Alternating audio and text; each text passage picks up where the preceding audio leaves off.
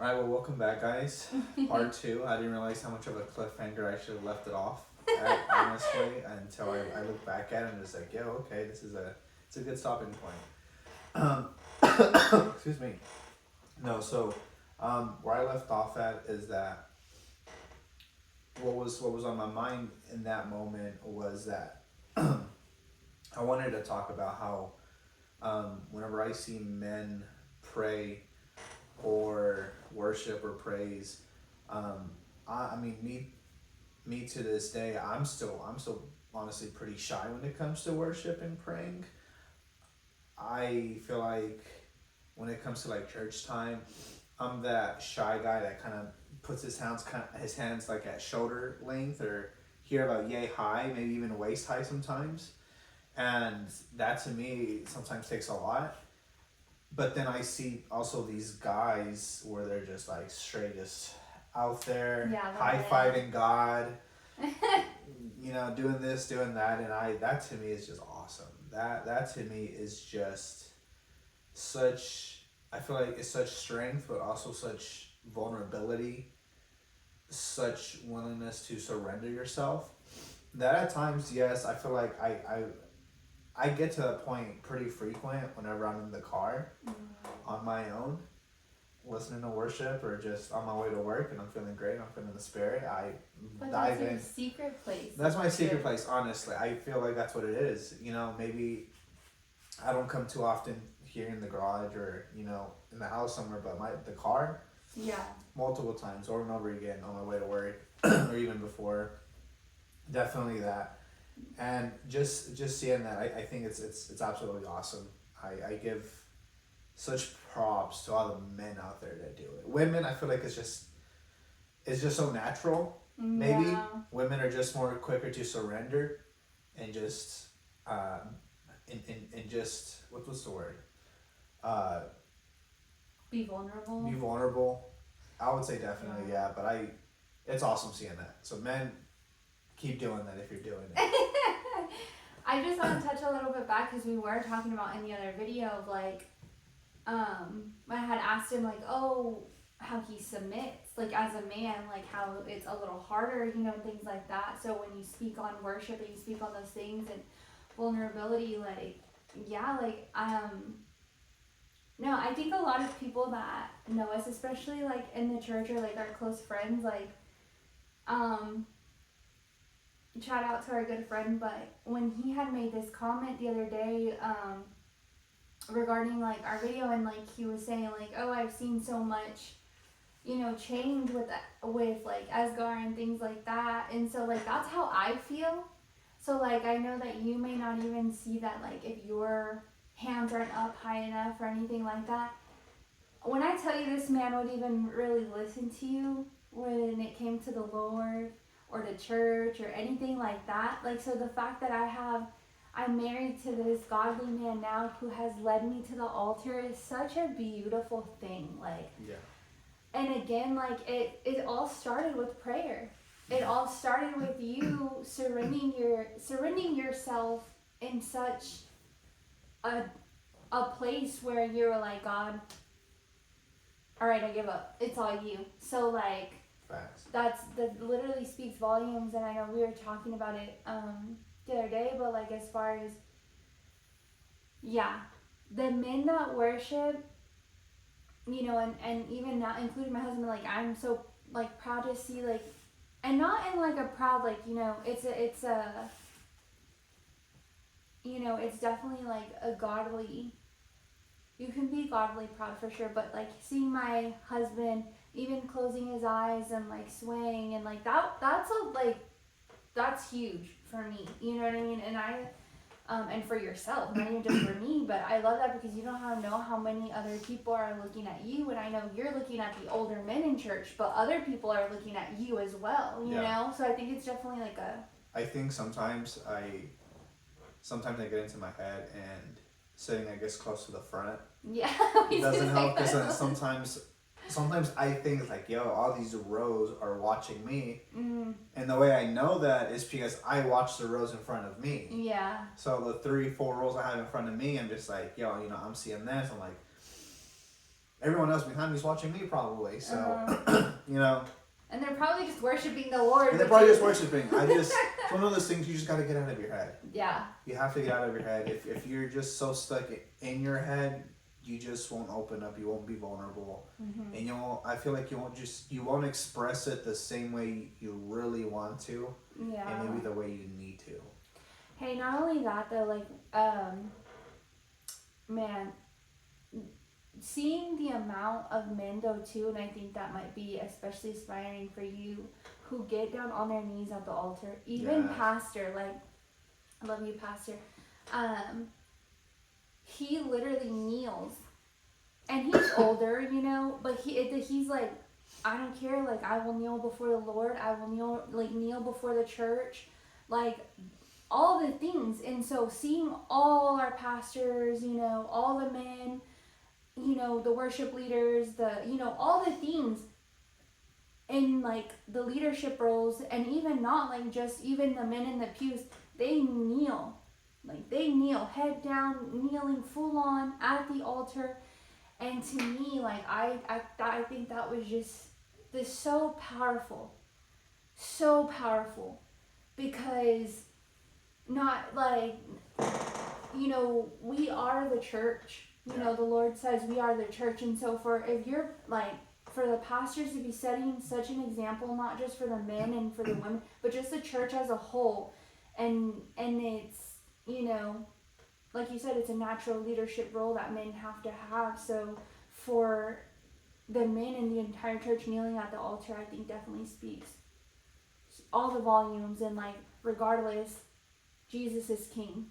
I cast out my pride. I cast out everything else. Like, I lay before my feet, and like, I don't care who's watching. I don't care who's in this room. Like, Jesus, you are Lord. You are the throne of my heart. You are the throne of this church. Like, all the things. And I think that for me is beautiful whenever it comes to prayer, when you are in public, whether you're at, you know, it's altar time or not at the church, you know.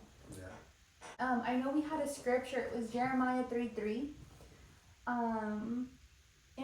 And it says, it was regarding the promise of restoration. But Jeremiah 33:3 says, call to me and I will answer you, and I will tell you great and unsearchable things you do not know.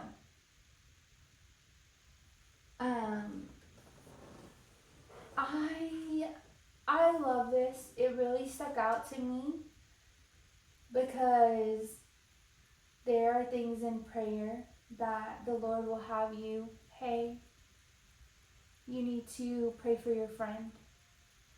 Or, hey, this is the answer to the question that you were asking the other day. Or, hey, you know, whatever it may be, even if it's like, you know, helping you in hard situations, whether you just need guidance, like I said, it just all starts with prayer. And if you're not, you can't, it's just like the same thing where it was like the example, you can't sit here and continue to be like, I don't know what to do, I don't know how to do this, I don't, you know, I'm struggling. Like, you don't make those changes. You don't pick up the word. You don't pray. Like, if you're not picking up the book and if you're not praying, God still sees you, of course, and loves you. But it's just the same thing. You can't stay here and ask for help if you're not talking to the Lord. Yeah. You can't say, hey, Lord, help me, and you're not calling on to him. You're calling on to other things, worldly things that are not going to help you at all. They're just going to ruin you and run you into the ground. And I think that is something too that's like a lot of people don't talk about, is like, you can't just pray for one day and then you don't hear an answer. Okay, well, this didn't work and that's it. So. Yeah. No, I think that's a great way to segment. Because I did have one of those questions that I wrote down that maybe people might have, and it's basically, when can I see the results from praying? You know, some people want immediate results. Some people understand this, like, it takes time. But definitely, I think it's one of those things, as you know, like fellow Christians, I feel like we start to understand that it's not our time but God's time, or you know, not our timing but God's timing, and that's perfect timing, because you know, maybe back then it's just it was not meant for us in the moment, and God knows why. So just praying. Real quick, or it's not meant for you at all. Oh, right. Yeah. It's not meant for you at all. Like, also, like, Yeah. God shuts doors for a reason, and it's never rejection, it's redirection. Yeah. And like, just remember, like, if you're praying so hard for this one thing, and then you realize, oh man, that's not what it looks like, but it's 10 times better, because it's God. Like, he's not gonna, we think we know what we want. And we know what we want, right, but God knows what we need. Right. And what we think we want, we do not need. But we can't get out of our own way. And so we're praying and fixating on something that is like, no. So be careful. I will say, be careful with those prayers. When you're praying, yes, it's okay to ask for things. Yes, it's okay, you know, like you were saying, but it's just like, it's God's timing. Yeah. Even if it's not the answer that you thought you might receive, you know? Yeah, and definitely just, we're so fixated on the now. And I know this has been, I feel like, brought up multiple times with multiple people that maybe you've talked to at some point. But we're just in that society and that culture, we just want immediate results. Yeah. I'm guilty of it. I've wanted things immediately, when I know in our reality it takes such work and such time and effort to lay down the groundwork first and foremost, to where it then can be steady, stern, something that you can build a foundation on and build up, and it takes time, rather than try to rush it and just build a flimsy foundation and just try to build up at that point, and then everything just topples over just because it had a weak foundation. You're just trying to be quick about it. So sometimes quick results aren't always the best, and usually they're not. Yeah. They're just usually not, you know. So that's just what I had to say about that. Is just be patient. Yeah. Be patient. And that just goes back to when you're praying, like, listen. Just listen. Yeah. Like, really meditate on his word, or ask, like, Lord, you know. And I also wanted to say, there are going to be moments that I don't think a lot of people talk about, is you don't, like, I think we had already talked about that maybe, but like, we don't hear them in your prayers. You don't feel like you hear the Lord. Yeah. Or also, you don't know what to say. Sometimes you're just like, Lord, you know what? I actually don't. Like, I laid everything at your feet. Like, I'm just kind of in, like, I know what I need to do and things like that. But I just, and those moments, at least for me, I'm just like, Lord, can I just sit with you? Like, let me just sit with you. And sometimes I just want to sit there in silence with him, because his presence is just all I need. It's all I need. I will say, be careful, and it's okay. It's okay if you fall asleep in prayer. It's happened to all of us. It's happened to the best of us. Sometimes in those moments, I'm like, you know, Lord, forgive me, you know, and things like that. But I just, no one is perfect. You're not going to pray perfectly. God knows your heart. God already knows what you're going to come to him and ask. God already knows what you're struggling with. You know, I always do try to say, like, Jesus, thank you for dying on the cross for our sins. Because how many times are you going to fall short? Just in an hour. Just in a day. and you don't even think about it until that day's passed. And I just cast out guiltiness. You know, I cast out, like, guilt comes from the devil. And I want and express that, like, as no one is perfect. Your prayers are not going to be perfect. Like, just run to him.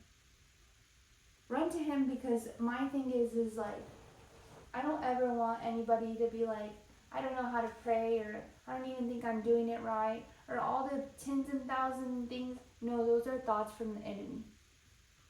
And in the middle of the prayer, when you have thoughts that are inserting in your mind that you know are not yours, or even if you're not sure, pray, God, I cast out these voices. I cast out these thoughts. If these are not your thoughts, I cast them out in Jesus' name. Amen. So that way you can continue to, like, help you be focused in your prayer, so you know, like, what it is and really what you're set on in that moment. And things like that. Yeah. No, for sure. And I would say, just having that fear of just not knowing how to pray or what to pray is definitely something that I feel like gets in the way of a lot of people. It's definitely gotten in my way personally. And I just have to let that go. I still sometimes do have trouble, I feel like, sometimes praying, even with you guys. Yeah. Sometimes I definitely do try to. I definitely, especially, I try to do it so much more with excuse me, with, like, EJ, especially, like, on the way to school.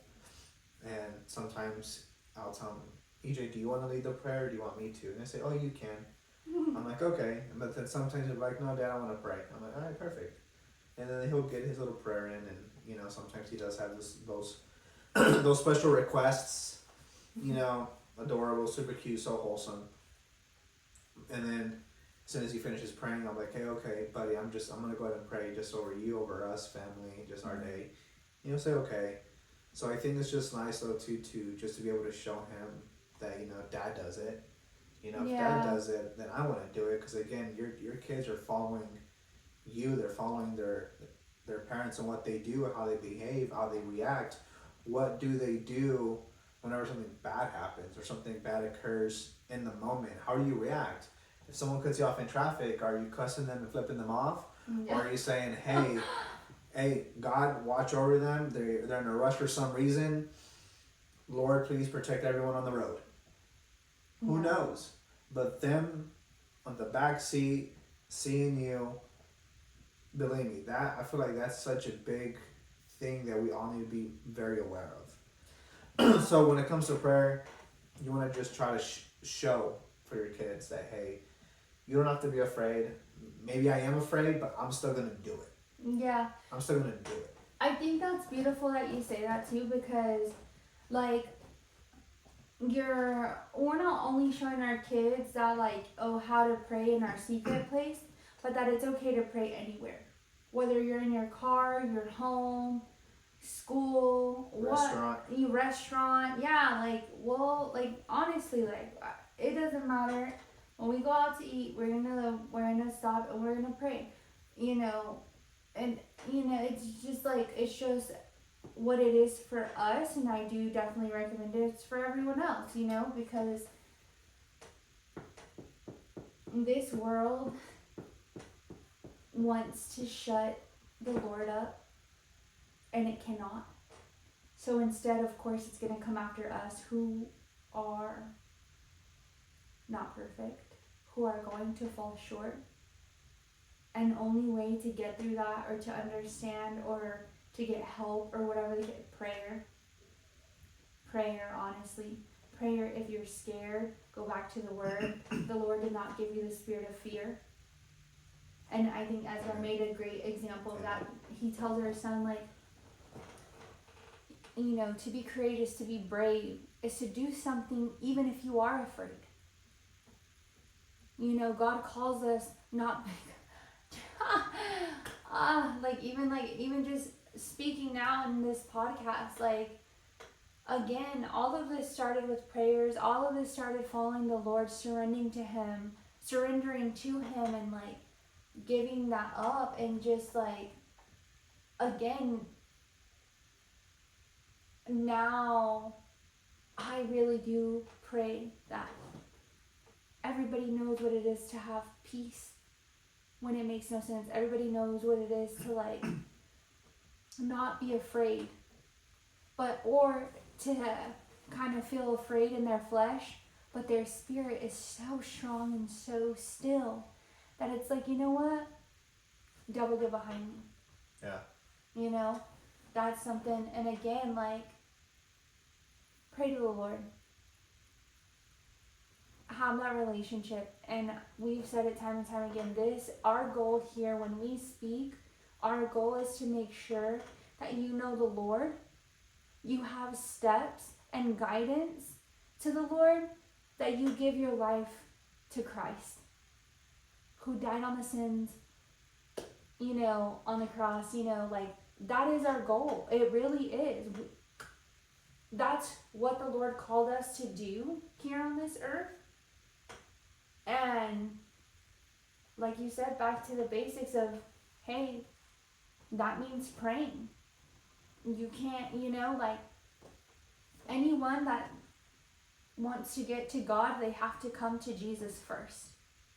And that first steps is definitely speaking to Him, and that's in prayer. Yeah, I don't even... Yeah. You can't have a relationship without a conversation. Mm-hmm. And a conversation is two ways, not one way. Yeah. So, talk to Him, He talks to you, you listen, He listens. Just start there. That's what I tell people when they ask me, how do I do it? And that's just what it is. It's just a conversation. Mm-hmm. Doesn't have to be perfect. Yeah. Just make it personal. Yeah, make it personal. So personal. Yeah. You can ugly cry. I don't know how many times I've ugly cried in like the car, public, in my secret place. Pray always. Pray when you're washing dishes, when you're washing your car. I've even paused a show to be like, you know what? I rebuke that, or I start praying. I pray in the shower. Or yeah. To me, that's the time. I feel like we all have deep thoughts. Yeah. That we're just thinking about the universe and the universe. Just big questions. Yeah. Sometimes pop into your head, or even tiny weird ones. Literally, you're just like, yo, who made, I don't know, the sponge? And you're like, oh, that's so crazy. Who did make the sponge? I don't know. Random questions that pop into your head in the shower, and then sometimes I'll just, think of God, and I just pray and worship Him in there, and I just sometimes just sing a song and just, just set the mood for the day, I guess, or for the night if you shower at nights, and just to kind of unwind you and give you that peace before bed, and And I want to clarify, when Oscar said think about the universe, I know he means like what goes on in it, not like I just don't want to get it twisted in the comments and be like, isn't this a podcast? Yes, 110%. No, God. Yeah. I'm just saying. Just random things for sure. So I just wanted to clarify that. But I also will say, like, moms, wives, especially when those children are screaming and you spill breast milk and like literally you're on your last like your eyes twitching at this point, I pray. And it resets my mind, it resets the way and that I'm gentle, that I'm going to talk to my children. We're not perfect. I have to take a deep breath in while the kids are like playing, or they're screaming at each other. I have to take that. Like, I know that they say, like, step away and like breathe. When I step away and breathe, I'm stepping away and I'm praying. Because I can't always do it alone. Like, there are days, child. I feel like you're not doing it for them, you're doing it for you. Yeah. So I can be better for them. Because they rely on you. Yeah. And I can't rely on myself always. So God, come take my hand, please, because it's hard today. I'm like, Lord, or like the song's like, lead me to the cross, and I'm like, Lord, please, get your blessings. definitely praying in the hard moments, in the wonderful, joyful moments. I've caught myself when I was just really, really happy and having a glimpse of enjoyment or like the glimpse of like gratefulness. I'll just stop and be like, Lord, thank you for all of this. I'm grateful. Whether it's just like a night out or a family dinner or the kids really, like I've just been like, you know what, Lord, thank you. Because the kids are home, safe, playing, laughing, growing. Like, you know, my dog is safe. You know, our home, we're just here and it doesn't matter. Just pray. I do want to make sure that even when we're angry, I've been mad. Obviously, everybody's been angry. But when you're angry, take it to the Lord. I think that is the best thing that you can do. Whether you're like snippy, you have an attitude, you're angry, or you're just like really upset about something, vent to the Lord. Even if you're pacing in the room and you're just like, you know what? Da, da, da, da, da, da, like all the things, I'm talking to God. Because I don't ever want my children to be like, oh, she's acting out or she's screaming or that's okay to behave towards other people or like we don't honestly like we don't speak that way towards each other. Like if we start to catch ourselves where our tones start to rise or we're raising our voice, we have to check ourselves immediately. We used to though. No, 110%. I'm gonna call myself out. We used to.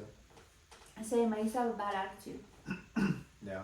And so like as the kids got older, we're like, yeah, no. Absolutely not. Yeah. Cause I won't. I mean, I think it was like EJ. He was like turning 1, started talking. You know, we're like, no. And then it got to a point where we would still have attitudes, and it would be in a different room, but it doesn't matter. I don't want to sit here just because our kids can't hear it. We feel that, and when we walk out of that room, I don't. You know, that's not okay to still like. We don't yell at each other now. There is no way. Because that's not how God asked us to treat each other or talk to each other or any of those things. Yeah. So, like I said, it always just comes in prayer in the moments of anger, confusion, brokenness, happiness. Like, if anybody wants an answer, a full-on answer that I know the Lord can fully say, that I can say, pray. There's your answer. Pray. Well, then I think that's a good stopping point for for today. For the third episode. Part 2 of prayers. I want to say there'll be a lot of part 1 and 2s. It's just this time I think it was just felt there was a lot more that needed to be said. Yeah, prayer is definitely an extensive thing. It's not even like this one thing and that's it. And I'm sure there are probably things we didn't even touch on that other people might, have there thought might be about. things people maybe disagree with, or maybe they're like, "Well, I do it differently," and that's okay. Yeah. That's okay. So. Yeah. So, but that's it for today. Thank you guys for coming again, and we'll see you guys on the next one. See you guys.